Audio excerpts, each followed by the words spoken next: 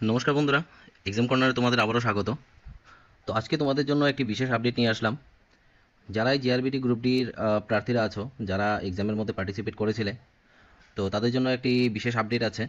তো আপডেটটা হলো কি, যে আমাদের যে জিআরবিটির যে প্রার্থীরা আছে, তারা আগামী দিনে সরকারের যে পদক্ষেপ নেওয়ার বিষয়টা ছিল, যে জিআরবিটি গ্রুপ ডির এক্সামটা গত 1-2 মাস থেকে কিন্তু বলা হচ্ছে যে ইলেকশনের পর বা পঞ্চায়েত ইলেকশনের পর সেগুলো কিন্তু রিলিজ করা হবে। কিন্তু এখনও পর্যন্ত কিন্তু কোনো ধরনের কোনো সাড়া মিলছে না সরকারের তরফ থেকে, যে সেই এক্সামটা বা সেই চাকরিগুলি কবে নাগাদ ছাড়া হবে। তো গ্রুপ সিটা যেহেতু হয়েছে এবং গ্রুপ ডিটারও এর মধ্যে দিয়ে দেওয়ার কথা, কিন্তু কোনো ধরনের আপডেট কিছুই পাওয়া যাচ্ছে না। তো এখন জিআরবিটির যে প্রার্থীরা আছে, যারা প্রত্যাশিত প্রার্থীরা, তো তাদের পক্ষ থেকে একটা আপডেট এসছে। তো আপডেটটা কি আছে দেখে নাও। যে আগামী 20/8/2024, রোজ মঙ্গলবার 2024, ঠিক আছে, আগামী মঙ্গলবার দিন সকাল 11টার সময় দেখো জিআরবিটি ক্যান্ডিডেটদের লেবার ডিপার্টমেন্ট অর্থাৎ শ্রম দপ্তর যেটা আছে, আমরা সবাই জানি যে অফিস লাইনে যেই শ্রম দপ্তর দপ্তর অফিসটা আছে, ঠিক আছে, তো ওইখানে কি করা হবে, আসার জন্য আহ্বান করা হচ্ছে। উক্ত দিনে আমরা রিকোয়েস্ট গ্যাদারিং, সেদিন কিন্তু একটা জমায়েত করা হবে। এর মাধ্যমে আমাদের দাবি দেওয়া সরকারের কাছে, দাবি দেওয়া সব কিছু সরকারের কাছে তুলে ধরা হবে।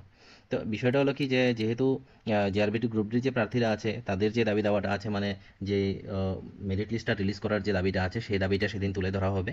ঠিক আছে, উক্ত কর্মসূচিতে সকল জেআরবিটি ক্যান্ডিডেটদের উপস্থিত থেকে উক্ত কর্মসূচি সাফল্যমণ্ডিত করার জন্য আহ্বান করা হচ্ছে। ঠিক আছে, তো ওই দিন কিন্তু সকলকে, যারা যারা জিআরবিটি গ্রুপ ডি প্রার্থীরা আছো, ঠিক আছে, সেদিন কিন্তু সেখানে জমায়েতের মধ্যে অবশ্যই থাকার আহ্বান জানানো হয়েছে। এবং সেখানে থেকে সরকারের কাছে একটা আবেদন সবাই মিলে জানানোর বিষয়টা এখানে বলা হচ্ছে। তো দেখে নাও তারিখটা কি আছে। তারিখটা হলো 20 তারিখ, 20/8/2024। সময়টা হলো 11টার সময়, স্থান হলো লেবার ডিপার্টমেন্ট। এবং এখানে সকল যে জিআরবিটি প্রার্থীরা আছে সবাই একসাথে জমায়েত করবে, যাতে করে কি করা যায়, যে জিআরবিটি প্রার্থীরার যেই মেরিট লিস্ট ছাড়ার যে বিষয়টা আছে সেটা যাতে সরকারের নজরে পড়ে, এবং সরকার অতি শীঘ্রই যেন সেই বিষয়ে কোনো না কোনো একটা সিদ্ধান্ত নেয়, যাতে করে যে ত্রিপুরা রাজ্যে যে কিছু বেকার ছেলেমেয়েরা আছে যারা জিআরবিটি গ্রুপ ডির মাধ্যমে চাকরি পাওয়ার প্রত্যাশিত অবস্থায় আছে, তো ওনারা যেন অতি সত্বর ওনাদের যে ড্রিম জবটা বা চাকরিটা এখান থেকে পেয়ে নিতে পারে আর কি। তো এই বিষয়টা নিয়ে আজকের যে ভিডিওটা আছে, ঠিক আছে, কারণ এই জিআরবিটি জমায়েতের কারণও আরেকটা আছে কি, প্রায় ধরুন আজকে 4 বছর হয়ে গেল।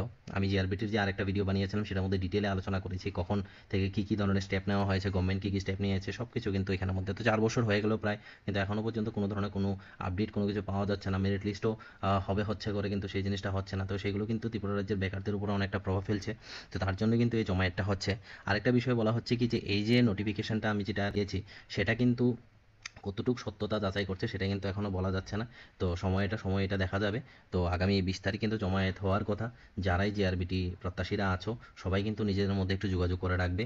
যদি বিষয়টা সত্য হয়ে থাকে তাহলে অবশ্যই এখানের মধ্যে সরকারের দৃষ্টিভঙ্গিটা সেখানের মধ্যে রাখার জন্য সবাই মিলে কিন্তু সেখানে যাওয়ার একটা আবেদন এখানে করা হচ্ছে। যেহেতু তো সবাই মিলে কিন্তু সেখানের মধ্যে উপস্থিত থাকলে আমি মনে করি যে জিআরবিটি যারা গ্রুপ ডির প্রার্থীরা আছো সবার জন্য একটা ভালো একটা দিক সেখানে তুলে উঠবে।